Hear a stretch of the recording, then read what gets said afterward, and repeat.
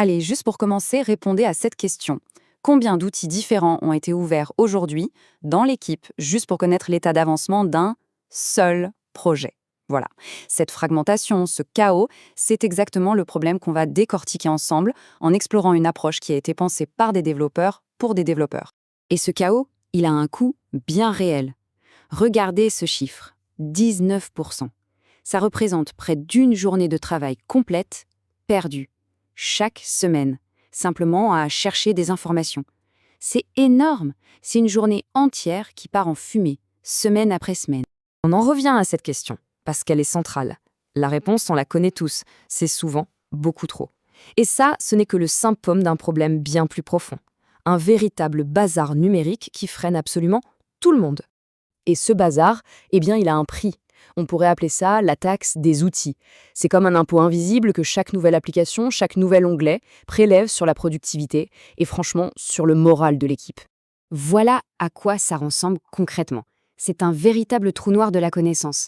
Les infos sont éparpillées partout. Les décisions importantes prises sur Slack se perdent dans le fil, les specs sur Confluence ne sont pas connectés aux tâches réelles, et bien sûr, personne ne sait jamais où est la dernière version du fichier. Un vrai casse-tête. Mais attention, ce n'est pas juste un peu d'agacement. Pour les équipes techniques, pour les développeurs, ça crée une vraie rupture. C'est un conflit permanent entre deux univers totalement opposés dans lesquels ils doivent naviguer. Et ce conflit, il est flagrant quand on met les deux mondes côte à côte. D'un côté, on a les outils de gestion de projet, souvent lents, rigides, avec une interface qui semble figée dans le temps. Et de l'autre, l'environnement du développeur, son IDE, un espace pensé pour la vitesse, la fluidité, la personnalisation. Le contraste est juste saisissant.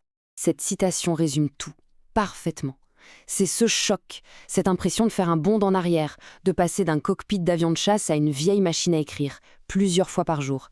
Et cette friction, à la longue, ça épuise, ça casse la concentration, ça tue le fameux flow.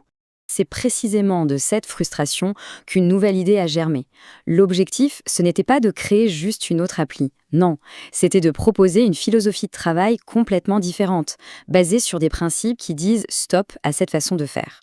Et toute la crédibilité de cette approche vient de là. Elle n'a pas été imaginée par des marketeurs dans une salle de réunion. Elle a été forgée par des ingénieurs, des développeurs qui ont subi ce problème en première ligne pendant 2 décennies. En gros, ils ont construit l'outil qu'ils auraient rêvé d'avoir. Et voici les piliers de cette philosophie. C'est une véritable déclaration de respect pour le métier de développeur. L'outil doit être rapide, flexible. Il doit s'adapter à nous, pas l'inverse.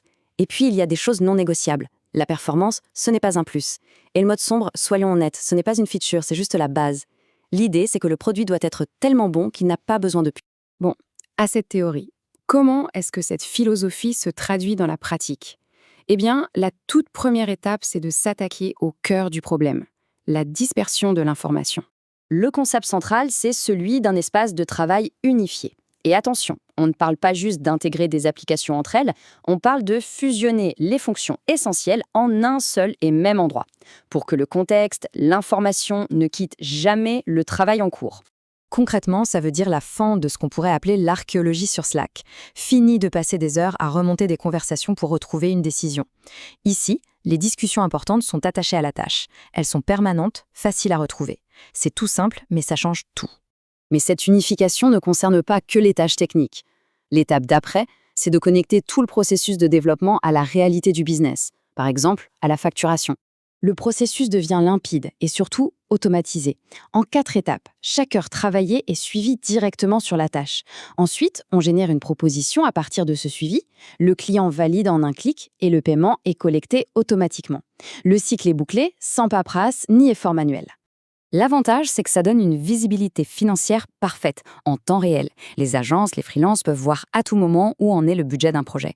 Et mieux encore, recevoir des alertes automatiques avant de dépasser, ce qui permet de protéger ses marges.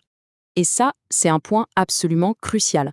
On transforme un risque énorme, le fameux scope creep, ces petites demandes qui s'ajoutent sans cesse, en un processus maîtrisé.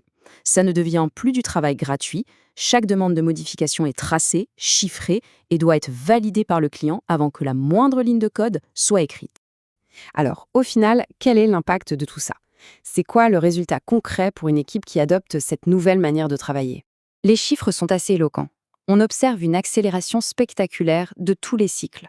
Un tour de feedback qui prenait parfois une semaine est plié en quelques heures. Une itération complète, qui pouvait s'étaler sur 2 semaines, se fait maintenant en 2 ou 3 jours. Le gain de vitesse est radical. Mais au-delà des chiffres, c'est un vrai changement de culture. L'énergie de l'équipe n'est plus gaspillée dans la bureaucratie du projet, comme les réunions de statut interminables ou la mise à jour de 10 outils différents. Non. Toute cette énergie est redirigée vers la seule chose qui compte vraiment, faire avancer les tâches et livrer de la valeur.